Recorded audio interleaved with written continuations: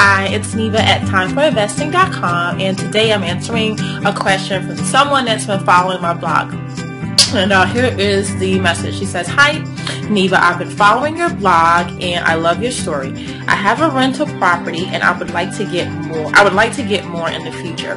However, my current tenant is driving me crazy and makes me want to give up on real estate investing altogether.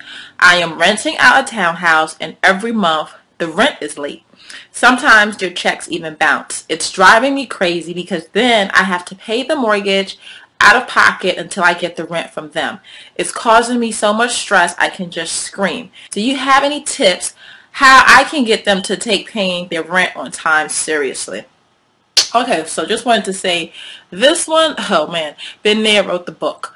So here are my tips for things that I've started to do that I notice helps get us the rent on time. Okay, so number one, make sure you have your lease and everything together. Make sure your lease is stating that, rent is due the first of the month. We give them 5 grace days, and after that, there's a late fee. Our late fee is $100.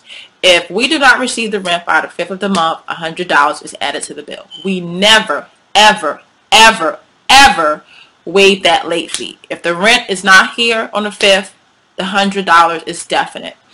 And it sounds harsh, and some people have even complained that it's too much for a late fee, but it has worked. Since we've implemented that, very few tenants actually pay the late fee because they would rather just pay the rent on time, because they're like $100 is too, is a lot. We don't want to pay $100, so they make sure that they pay their rent on time. So we're like, win-win for us. Second, about the checks, we don't accept personal checks anymore. We have played that game enough. Receiving checks, depositing it, bouncing, going back and forth, bank fees, no. So what we do, we only accept money orders and the certified checks, the bank checks. So we don't accept personal checks. So we don't even have that issue with bounce checks.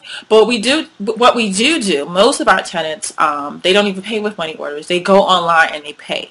And what we do with that is we offer them a discount on their rent if they pay online. And for us, it's better because we're not dealing with, having to get the mail and go to the bank and just going through all that. And for them, it's just cleaner too, because since we're not accepting checks, they have to buy the money orders. And I think money orders now, I think each one can only be like $500 or $1,000. Then they have to get like 2 or 3, and majority of the tenants just go ahead and pay online because we offer that discount. So with that, it helps because one, when they pay online, we immediately get a notification that the rent has been paid. Okay, so then we know, as when people are playing with the mail, oh, I put it in the mail, and we don't play all those games, because as soon as they pay it, we can see it. The second thing, for people that are still mailing us rent payments, what we do is every year, at the beginning of the year, we send them 12 envelopes with stamps on it, already addressed to where the rent needs to go. I don't know why, but for some reason when we started doing that, it makes a huge difference. I don't know if people before kept saying, oh, I'm going to get the stamps, I need to run to the store to get a stamp, or what was going on. But since we started doing that, that also helps. So just send them already pre-stamped envelopes that all they have to do, drop their money order in every month, drop it in the mailbox, gone. So those are just some tips. They're so simple, but they really helped. And also the other thing that I've learned is you have to get on tenants right away.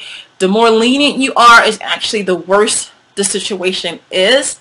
I've done 3 evictions, 1, 2, 3. They're all painful. No one really, enjoys evicting someone. But like I tell the tenants, you have to live somewhere that you can afford. And if you're going to constantly be late on your rent, you cannot afford to live here. And it's just a stressful situation both ways.